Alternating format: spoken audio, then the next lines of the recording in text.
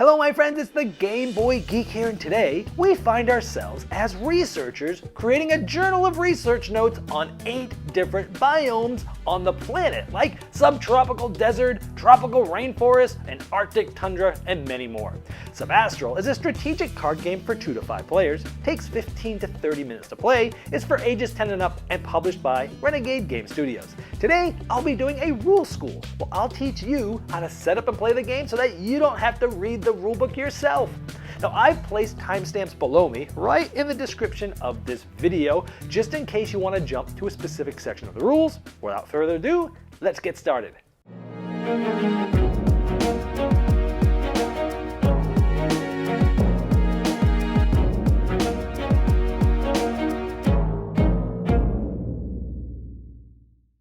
Subastral is a beautiful strategic card game for 2 to 5 players where you're trying to build the best journal. You're going to be scoring by collecting sets into that journal. For example, mixed sets are going to be an unbroken sequence of your journal of unique different types of biomes. And these biomes are beautiful cards like the temperate forest, tropical rainforest, chaparral, or Arctic tundra. And hopefully you'll be scoring multiples of these depending on how you've built your journal. But you'll also be scoring by having your 2 largest matched sets of the same biomes as well. In terms of simple, you're simply playing a card under a cloud and then taking all the cards under a different cloud. Sometimes adding those cards that you take to your hand, other times adding them to your journal, depending on where that cloud is in reference to the ones that you actually played to. So the turn structure and mechanisms of this game are very simple, but the depth and the strategic elements of this are extremely deep. To set up, we're going to construct the biome deck first.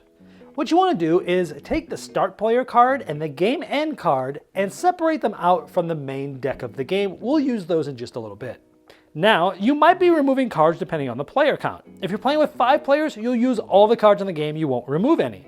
But for all other player counts, you'll notice a number in the bottom right of some of the cards, and you'll remove any number that's higher than your player count. For example, for 4 players, you remove all cards that have a 5. For 3 players, you remove all cards that have 4s and 5s. And for 2 players, you remove all cards that have 3s, 4s, and 5s. Then with that newly constructed deck, you're going to shuffle that really well.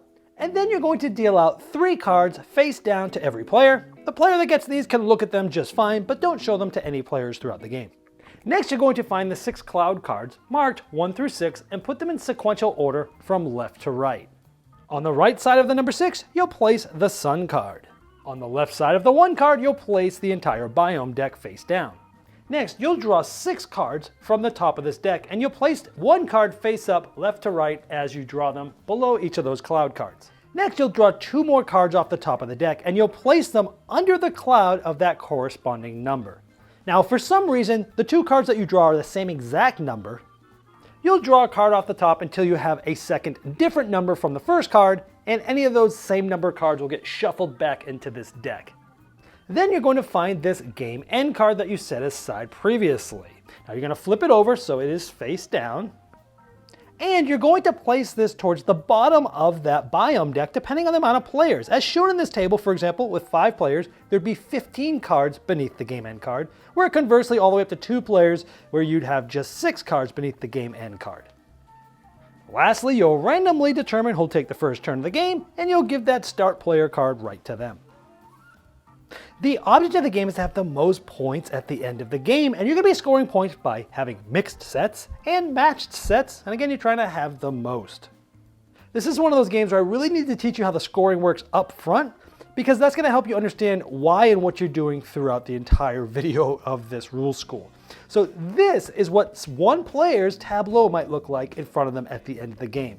Now, I've purposely placed these cards so that you can see every ounce of every inch of every card. It's taking up a lot of table space, and it's really going to help me facilitate teaching you the scoring, although you may not have enough table space to do this in person. And so typically what happens is these cards are overlapped like this as you play to take a lot less table space, and you'll get better at scoring this as you play it, but you can also expand it at the end of the game like this if it makes it easier for you to score. This game's all about set collection, and there's 8 different biomes. Think of them as different suits that have different icons and numbers there. Now you're going to start building sort of a tableau, and as you start getting these cards, each unique one is going to go on the first row like this, and each column is going to have the same biome type. So the first time you collect a certain biome over the course of the game, you're going to be working left to right, and that order is very important, and we'll show you later why. But as you can see, this is how it might end. Now the first thing you're going to score is the mixed sets. Now this essentially is a score depending on how many unbroken sequences you have in your journal. So as you see here, we have a sequence of all of the different biome types from left to right in this first row. And you'll get a certain amount of points depending on how many you have there in that unique set. Now in this case, we have all 8, so that row in the mixed set gets 36 points. Now in the second row, we can go all the way to here until that chain is sort of broken, and again, as you can see in this table, we have 4, so that is 10 points. And in our third, we just have 1, because that chain's broken and there's nothing below here on the left. So in this case, because it's just 1 card in that set, it's just 1 point. And you're going to keep scoring a score pad, mixed sets, that was 47, because I had 36 and 10 and 1. Next, you're going to score matched sets. You're going to score your 2 largest matched sets, matched meaning from the same biome. Our largest one is here. This matched set is a total of 4. It's larger than all the other ones. Now, if we look at this table, that was pile 7 because it was the 7th of the 8th unique biome from left to right in that top order. Because again, we have these 8 different unique biomes. This was the 7th of the 8. So that's 7, which means each of those cards, if you look at that table, it says points per card under the pile 7 is 7 points. There's 4 cards in that pile, so 4 times 7 is a total of 28 points for that biggest matching set. Now you're only scoring your 2 biggest. Now our second biggest is actually tied. We have 3 of this match set and 3 of this. When there's a tie, you go the furthest to the left. This is gonna hurt because this is only in pile number 1 and we have 3 cards. And again, looking at this table, which can be found on page 12 of the rulebook, shows you position of set 1. Pile 1 is only 1 point per card, so that's 3 total points. And so we got the 28 and the 3 for the 2 match sets, and I added up those 3 numbers, and those are my points. So that is how you score. Now that you know what you're trying to do, it's gonna make a lot more sense of how you do it. Now the game is played in turns, and the first player takes their first turn, and then the next player will take their turn clockwise. All these turns go through 3 steps. The first step is to play a card.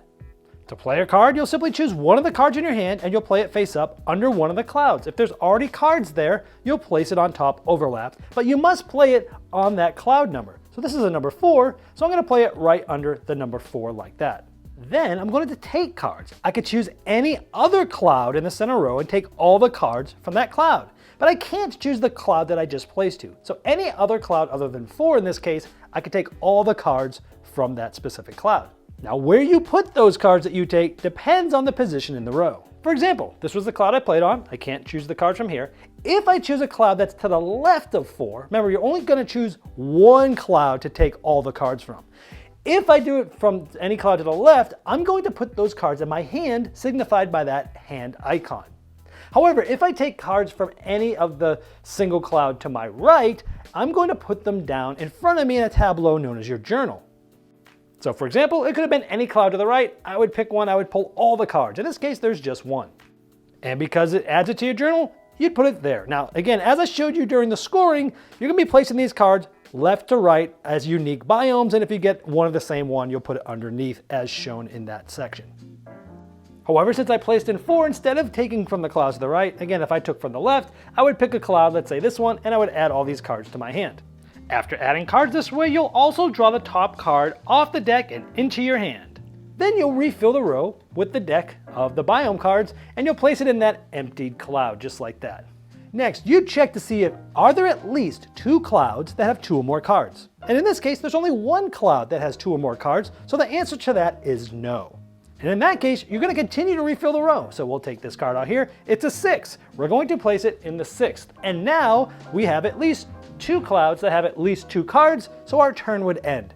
If that was not yet the case, meaning there weren't at least 2 clouds that had 2 or more cards, you'd continue doing that until that was suffice. It would then be the next player's turn. However, there is a special rule when placing and taking cards.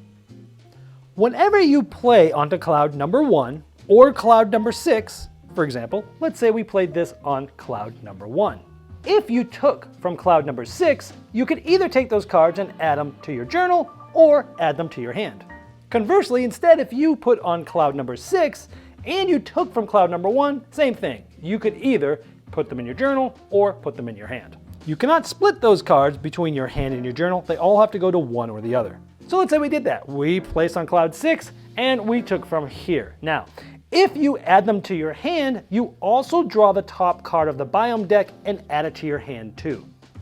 And of course, at the end of your turn, like normal, you would refill the row, following the rules I've already stated about that. So players will continue taking turns in clockwise order like this until, when refilling the row here, you come up with the game end card. Now, as the card says, you'll keep playing until the last player in turn order has gone, and then each player takes one more turn. So you would simply just discard this card and continue playing as that card states. And then you'd score as shown in the previous part of this video. If you want to remember that again, just below you can click the timestamp that says final scoring and it will show you that spot again.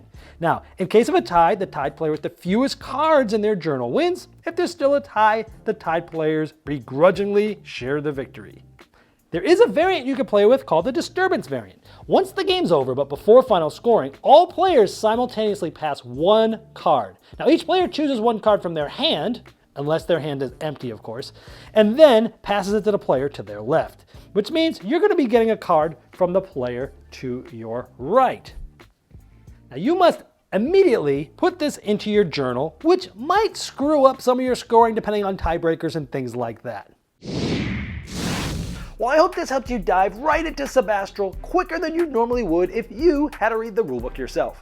Now, if you have further questions about the rules, I've placed the link below me in the description of this video, and that's the best place to ask them because not only will I be notified, but so will Renegade Game Studios.